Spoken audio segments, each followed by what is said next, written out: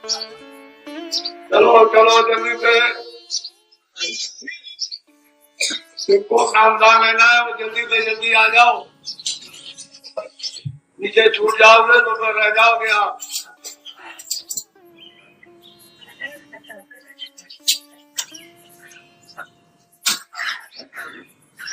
बात है कि वो चीज रात भर लगे, वो चीज आपकी आधे घंटे में हो जाए, लेकिन पद्धति के अनुसार सब कार्य।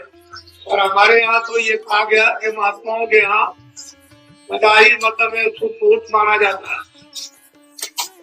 उसके और पूजा के लिए हमेशा शुभ मुहूर्त है और कोई दिन बाकी नहीं, हमेशा शुभ मुहूर्त लगा हुआ है पूजा के लिए, भगवान के भजन के लिए 1 मिनट भी खाली नहीं। तो जहाँ पर शुद्धि है और शुभ मुहूर्त है वहाँ उसके लिए क्या सोचना, कुछ नहीं। बखेड़े खड़े मत करो अपने आप, मत गए हो अपने आप उलझ जाओगे। दोनों काम आप कर सकते हो, उलझ भी सकते हो, सुलझ भी सकते हो। चलो चलो जल्दी से बच्चों, देर मत करो, जल्दी से आ जाओ।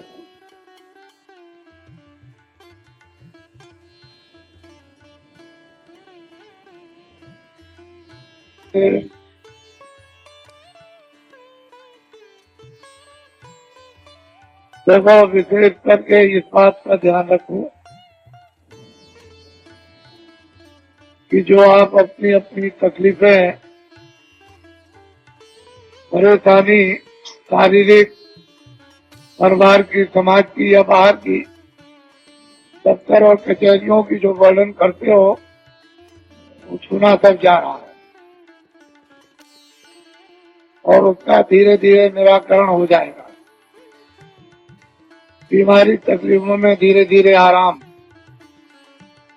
क्योंकि आपने घर में इसको बुलाकर और बसा लिया है अपनी गलतियों से। बीमारियों के आने वाले दरवाजे आपने खोल दिए और जब बीमारियां प्रवेश हो गई तो आपके खून में ये पहुंच गई। देवियों के लिए ये आदेश है कि देवियां जब मासिक का महीना समय आए तो कोई भी देवी स्नान 5 दिन नहीं करेगी। हाथ धो सकती हो, पैर धो सकती हो और कपड़े सुंदरदार बदलो, लेकिन 5 दिनों तक स्नान मत करना, चाहे गर्मी हो, चाहे जाड़ा हो, चाहे बरसात हो।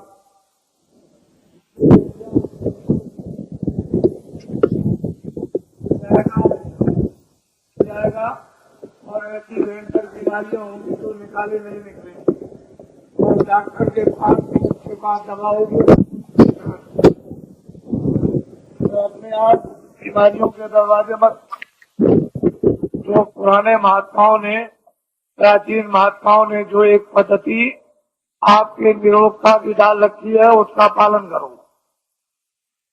जो गलती देवियां करेंगी उनको ये परिणाम स्वाभाविक भोगना पड़ेगा। ये घर घर में ये बताया जाता था और देवियां अपनी बच्चियों को ये सब समझा लेती थी। पहले महात्माओं ने बताया, फिर घर घर में जब इसका प्रचार हुआ तो फिर जब समय आता है तो सब शिक्षा घर में मिल जाती है, वो सब छोड़ दी, क्योंकि पढ़ाई लिखाई इतनी ज्यादा उदंड हो गई कि वो किसी चीज पर ध्यान नहीं दिया जाता और सब के सब पढ़े लिखे अनपढ़ शिकार हो गए बीमारी के। हर पुरुष और स्त्री में बीमारी प्रवेश हो गई।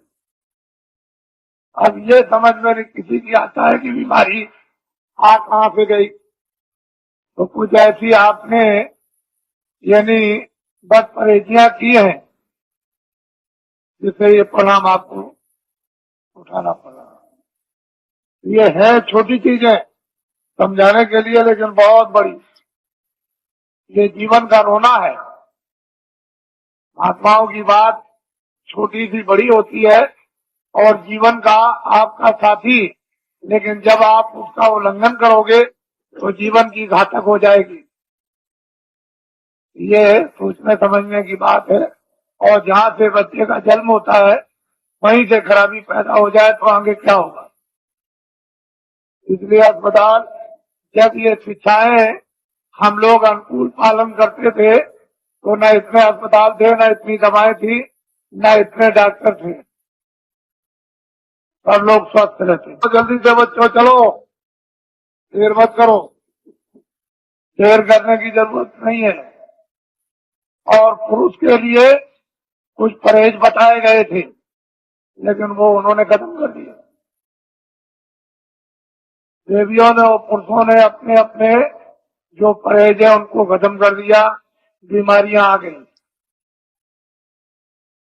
मैं तो ये समझता रहता हूँ कि महात्माओं ने यदि ये शिक्षा समय पर अनुकूल शिक्षा न दी तो इतनी भयंकर बीमारियां आ जाएंगी कि अस्पतालों में न तो कोई दवा मिलेगी और न कोई बनाने वाला मिलेगा।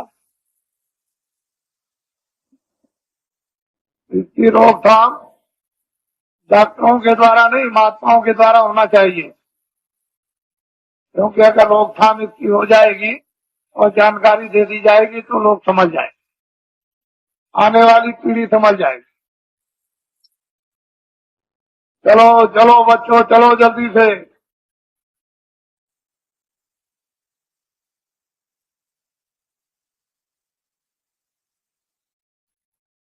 कोर्ट कचहरी में जाते हो इतना ध्यान रखना चाहिए कि रामायण भी है और गीता भी है और भागवत भी है, मंदिर भी है, मस्जिद भी है और गिरजाघर भी है और ग्रंथ साहब भी है। तो कम से कम इतना इखलाक और इतना विचार तो होना चाहिए कि क्या सत्य है, क्या सत्य है, हम कितना इसमें झूठ बना रहे और कितना इसमें सत्य है और कितना हम धोखा दे रहे। थोड़ा बहुत तो विचार कर कम करना चाहिए। क्योंकि भाई आपका ही है, चाचा आपका ही है, भतीजा जो आपके घर में वो आपका ही है, चाहे वो आज अलग हो गया और पड़ोसी आपके ही है। लेकिन जब आप अपनी इतनी कटुता अज्ञानता बरतोगे तो फिर रामायण क्या करेगी, गीता क्या करेगी। इसको आप साक्षी बनाओगे तो लोग भी गया पर लोग भी गया तो थोड़ा कम करो, थोड़ा ढीला करो और दया के स्थान पर पहुंचो। जहाँ को दया मिलेगी उसमें आपको बल मिलेगा, शक्ति मिलेगी, ज्ञान मिलेगा, उसमें हिम्मत आएगी और साथ आएगा। अपने पर और भगवान पर विश्वास करोगे। लेकिन जब सब तरह से दुर्बल कमजोर हो जाओगे तो क्या करोगे। थोड़ा सा तो कुछ होना चाहिए। मनुष्य में मनुष्यता के तो अंकुश होना चाहिए। अगर ये बुद्धि के अंकुश मनुष्यता के नहीं रहेंगे विचार के, बहुत मुश्किल होगा। तो आज जो देखने को आ रहा तीर्थ तो अलग है, मंदिर अलग हो गया, हमारे गाँव कुछ भी इबादत अलग, लेकिन कचहरियों में तीर्थ बन गया। सुबह से आकर के शाम तक तीर्थों की तरह से जमघट रहता है, पता नहीं किस चीज में स्नान कर रहे हो। यह हालत है। उसका परिणाम यह है कि कर्मचारी अधिकारियों को भी मुसीबत, एक मिनट की फुर्सत नहीं, तो वो भी परेशान, तुम भी परेशान, सारा का सारा माहौल परेशान। घर के काम भी गए और वो समय की बर्बादी और धन की बर्बादी अलग। कमाओगे नहीं तो खर्चा कहां से करोगे। तो सब चीजों का एक मूल, एक विचार और उसकी एक दवा जब बन जाएगी और उस दवा का सेवन करोगे तो एक ही दवे से सब आपके शिकार हो जाएंगे। लेकिन वो चीज सब महात्माओं से मिलेगी और जगह नहीं। चलो चलो बच्चों जल्दी से, जो नामदान के लिए आए वो जल्दी आ जाओ।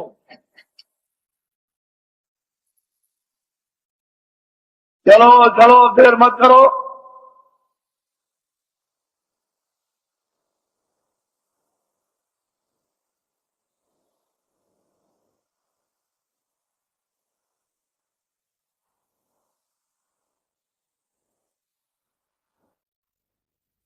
बोलो जय गुरुदेव, जय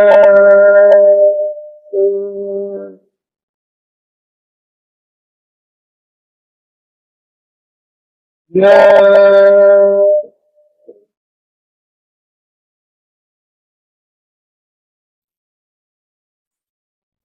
जय गुरुदेव। नाम किसका? जय गुरुदेव। नाम किसका?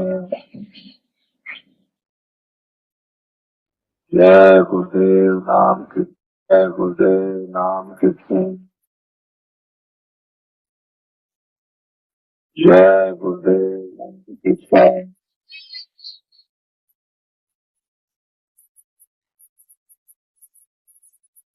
ओम ज्योतक गैर का संगठन की।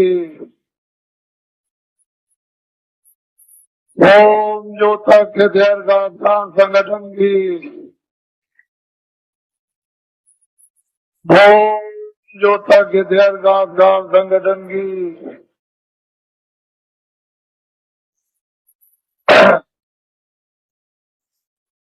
ये दिन और समय जो आपको मिले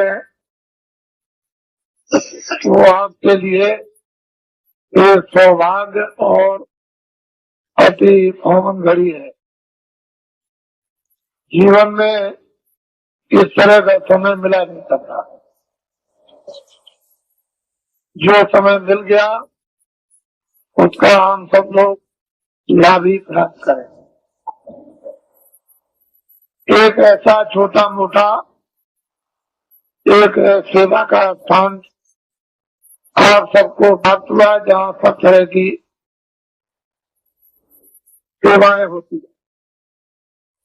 सामाजिक कोई व्यवस्था तोड़ना फोड़ना नहीं, न पुरानी बिगाड़ना, नई बनाना। जो जो व्यवस्थाएं प्राचीन काल से ऋषि मुनि महात्माओं ने आपको निर्धारित करके उस पर स्थापित कर दिया, उसी के अनुकूल जो थोड़ी बहुत गंदगी और उसमें व्यवहारिक अज्ञानता आ गई, उसी का शुद्धिकरण करा लीजिए। बस अपनी अपनी जगह पर आ जाओ। कुछ नया बनेगा नहीं, कुछ पुराना बिगड़ेगा, और इसमें किसी को कोई परेशानी उठानी नहीं पड़ेगी। नए बनाने में परेशानी, पुराने बिगाड़ने में परेशानी। तो ये मुसीबत कौन मूल्य? ना आपके पास समय, ना आपके पास शक्ति, न मेरे पास समय, तो मैं ऐसा काम क्यों करूं?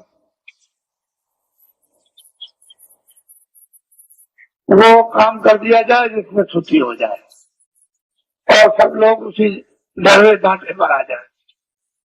और जो व्यवहारिक जैसे जन्म होता है, परवरिश होती है और अंत में उसकी प्रलय हो जाती है, उसी तरह का अब जन्म तो आपका हो गया और परवरिश हो गई, तो अब आपको क्या करना है ये जानकारी आपको होना चाहिए। क्या क्या दायित्व आपको अपने गृहस्थ आश्रम में प्रवेश होने के बाद पूरे करने हैं, ये जानकारी हो जाए। और इसी आश्रम में जब आप प्रवेश हो जाओगे तो उसी समय काल के अंतर्गत आपको क्या क्या करना अपने आत्मा के लिए, जिससे शरीर का और अपनी जीवात्मा का दोनों काम हो जाए। ये भी इसका भी पूरा पालन पोषण और निरोगता और इसी में रह करके जीवात्मा का जागरण और ज्ञान, साथ ही साथ मौत मरने के पहले मुक्ति और मोक्ष। यदि आपने ये काम गृहस्थ आश्रम में इसी समय के अंतर्गत आपने इसके लिए भी थोड़ा समय बचा लिया, खत्म होने की क्रिया तो सबने की है और सब लोग लालच में फंस करके और देर को उसको स्वाहा करना चाहते थे, लेकिन प्रभु को इसलिए बचाना अनिवार्य है। युग युग समय समय पर पड़ता है कि कर्म क्षेत्र भूमि है यहाँ अधिकार कर्म करने का मिला। फिर इन्हीं कर्मों से प्रारब्ध बनेगी, आगे का भोग मिलेगा। भोग जब मिल जाएगा तो उसको भोग लो, और उसी भोग के साथ साथ कोई और नया कर्म कर लो तो आगे का मिल जाएगा। और उसी के साथ साथ अगर आपने अपने आप को जगा लिया तो भोग भी भोग लोगे, और इससे इसलिए छुटकारा पा जाओगे कि आगे कोई ऐसा कर्म आपके पास नहीं होगा जो दोबारा प्रारब्ध हो जाए तो आप निवृत्त हो जाओगे। तो ये औषधि जड़ी महात्माओं के पास जलते रहते हैं तो पुण्य को नहीं जमा होने देते और पाप को। इनमें से दोनों आगे जब जमा नहीं होंगे तो आगे की प्रारब्ध नहीं बनेगी। जब प्रारब्ध नहीं बनेगी मनुष्य की 84 की नरकों की, तो फिर आगे तो छुटकारा जीव के लिए है ही, छूट जाए। पापी पुण्य की तो बेड़ी है, एक लोहे की बेड़ी और एक सोने की बेड़ी, लेकिन दोनों अगर बांध दिए जाए तो कोई काम नहीं। एक लोहे की बेड़ी और एक सोने की बेड़ी, लेकिन दोनों अगर बांध दिए जाए तो कोई काम नहीं कर सकता। दोनों बेड़ियों से छुटकारा हो जाए तो आत्मा, ये जीवात्मा न जल में न मरे। क्यों ये पीड़ा उठाए? तो इसकी जड़ी महात्माओं के पास है। और आप मनुष्य रूपी मंदिर में दोनों आंखों के पीछे आकर के जीवात्मा को उस समय पर बैठा दिया गया जब यहाँ वेदों में कोई भी विधान नहीं था। उस समय पर न कोई तपस्या करने के लिए भेजा गया था, सब तपस्वी थे, ज्ञान स्वरूप थे, बोध स्वरूप थे, सब कृतज्ञ थे, आदि से अंत तक सब जानते थे, सब त्रिकालदर्शी थे, और सब मतलब भविष्य था। कोई मतलब ये ऐसे कार्य नहीं उसके लिए बंधे हुए थे कि जिससे उसके पास कोई गंदगी जमा हो या उसके पास कोई शुद्धि जमा हो। लेकिन बाद में जब ये विधान बन गया और विधान का वेदों के द्वारा गंडोरा पीट दिया गया और उससे अधिकार आपको दे करके ये भान करा दिया गया, ये अच्छा ये बुरा, ये पाप ये पुण्य है, और फिर जब आपने इसको किया तो फिर ये बंधन आपके लिए लगने लगा। जब जमा हो गया तो फिर इसका बंधन होगा, उसकी प्रारब्ध बनेगी, और फिर उसके लिए आपको सजाएं अच्छी और बुरी भोगनी पड़ेगी। अच्छे को अच्छा, बुरे को बुरा। चले, जीवात्मा दोनों आंखों के पीछे बैठी थी और उसका हृदय जगमग जगमग जगमग जगमग ज्योति से पूर्ण था। कहीं भी किसी भी कोने में अंधकार का नाम और निशान नहीं, वो तो हर वक्त जगमग जगमग जगमग जगमग पूर्ण शक्ति उसमें व्याप्त थी हर मानव में, चाहे वो स्त्री हो चाहे पुरुष हो। पूरी शक्ति थी, पूरा ज्ञान था, पूरा बोध था, और मतलब सब कृतज्ञ थे। इसी तरह तो जब आप मनुष्य मंदिर में बैठे हो और जीवात्मा का हृदय दोनों आंखों के मध्य भाग में, न इधर कंठ में है, न इधर हृदय में है, न इधर नाभि में है, न इंद्रिय द्वार में है, और न गुदा चक्र में है। ये जीव का, जीवात्मा का हृदय दोनों आंखों के मध्य भाग में। अब यहाँ जो बैठी हुई है तो उधर से जब कर्मों के आवरण में लाकर ढक दी गई, बंद कर दी गई आंख और कान, तो फिर अंधकार ऐसे छा गया जैसे बादल जब छा जाते हैं तो सूरज, चांद और सितारों का प्रकाश लुप्त हो जाता।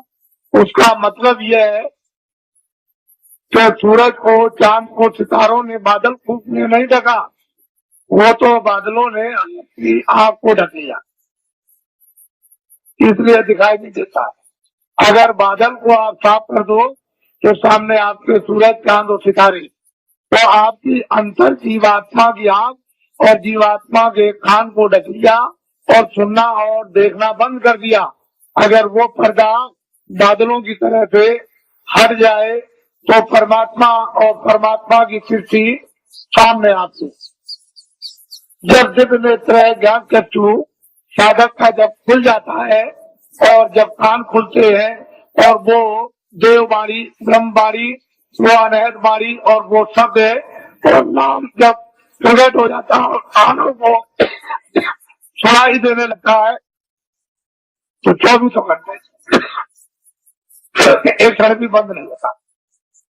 हर काम करते रहो, लिखते रहो, पढ़ते रहो, खेती करो, दुकान करो, कुछ भी काम करो, देवियां खाना बनाए, घर का काम करे, बच्चों की सेवा, 24 घंटे सुनाई देता। ऐसा रस, एक रस बरसने लगता और 24 घंटे चेतना है। सोते में भी बरसता, वहां भी चेतना है और वो तंद्रा अवस्था में सो लेता। जैसे ऐसा मालूम हुआ कि न मैं सोया न मैं जगा, ऐसी तंद्रा अवस्था में वो लेट करके अपनी नींद को पूरा कर लेता। बस इतनी थकावट आती है, वैसे तंद्रा में भी चेतना रहती है। तो ये साधक के लिए कलयुग में प्रभु ने और महात्माओं ने दया करके सुलभ कर दिया और ये बताया है कि अब आपको कठिन साधन नहीं करना, कठिन ध्यान नहीं करना है, कठिन योग नहीं करना, कठिन नाम की कमाई नहीं करनी और कठिन प्रभु का स्मरण नहीं करना, सहज करना। और सहज ही से तुम नाम पर